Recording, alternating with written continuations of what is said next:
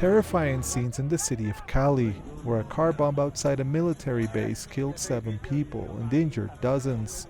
Colombia's government says this is the work of the EMC, a group that has been fighting the Colombian government since 2017. This is a massacre. We have 71 injured people. The Air Force base has been largely spared, but this is a brutal attack against the people of Cali. In 2016, a peace deal between the Colombian government and the FARC rebels raised hopes that decades of violence would end. But Colombia is now facing a new wave of attacks on civilians, as a handful of rebel groups try to take over territory that was abandoned by the FARC. President Gustavo Petro says the latest attack is part of an effort by the EMC to pull soldiers away from a key offensive in the southwest of the country. We are defeating them in the Mikai Canyon, one of the areas of the country that grows the most coca, so they are trying to strike back. But critics say that Colombia's government is to blame for these attacks, as well as the recent killings of politicians like presidential candidate Miguel Uribe.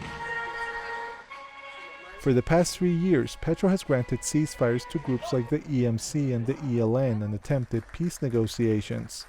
Many say the strategy has failed.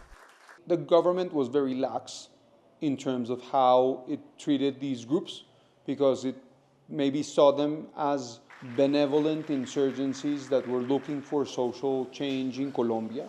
And as time has gone by, those same practices that the government did allowed many of these groups to strengthen, allowed many of these groups to consolidate their territorial control in several areas. The rebel groups are also developing new capabilities, with some now using small drones with explosives attached to them to wage attacks.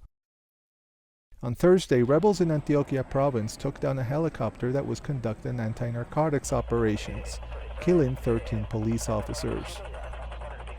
The threat that drone warfare had been underestimated by the government that still has, a very traditional approach to counterinsurgent war.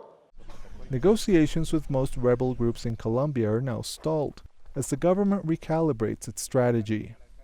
Here in Colombia's capital, many politicians are asking the Petro administration to step up attacks on rebel groups.